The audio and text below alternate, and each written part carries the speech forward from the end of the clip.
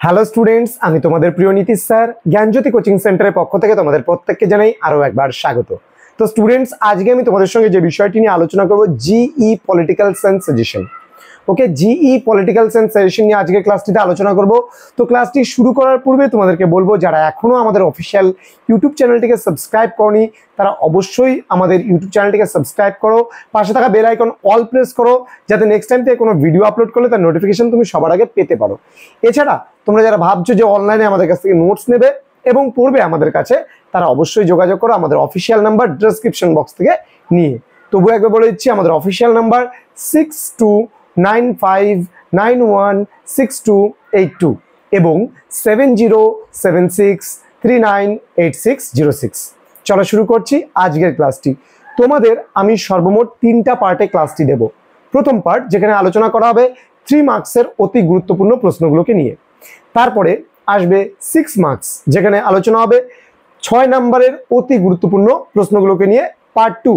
দেন part 3, যেখানে আলোচনা হবে আমাদের 12 মার্কসের প্রশ্নগুলো নিয়ে। তো সবার প্রথমে আমি তোমাদের বলবো, জি পলিটিক্যাল সায়েন্স যারা অনার্স রয়েছে এবং প্রোগ্রাম কোর্সে রয়েছে উভয়ের জন্য একটাই সাজেশন। ওকে, চলো শুরু করছি আজকের ক্লাসটি। প্রথমত তোমাদের 3 মার্কসের যে প্রশ্নগুলো রয়েছে তার মধ্যে টিকা লেখো যেগুলো পড়বে সেগুলো হচ্ছে, প্রথমে মেরি উলস্টোনক্রাফট লিখে নিতে পারো। 1 নম্বর প্রশ্ন মেরি উলস্টোনক্রাফট। প্রশ্ন নম্বর 2 বেটি ফ্রিডেন, বেটি ফ্রিডেন। প্রশ্ন নম্বর 3 পিতৃতন্ত্র বলতে কি বোঝো। প্রশ্ন নম্বর 4 নারীবাদের দ্বিতীয় তরঙ্গ। প্রশ্ন নম্বর 5 যৌনতা বলতে কি বোঝো। প্রশ্ন নম্বর 6 নারী শ্রম, টিকা লেখো নারী শ্রম। প্রশ্ন নম্বর 7 মৌলবাদী নারীবাদ বলতে কি বোঝো।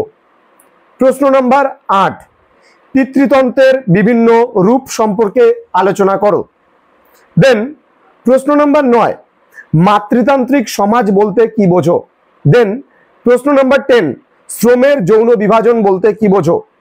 প্রশ্ন নম্বর 11 উদারনৈতিক নারীবাদ, টিকা লেখো। 12 নম্বর নারীবাদ কি। 13 নম্বর প্রশ্ন কৃষ্ণাঙ্গ নারীবাদ বলতে কি বোঝো।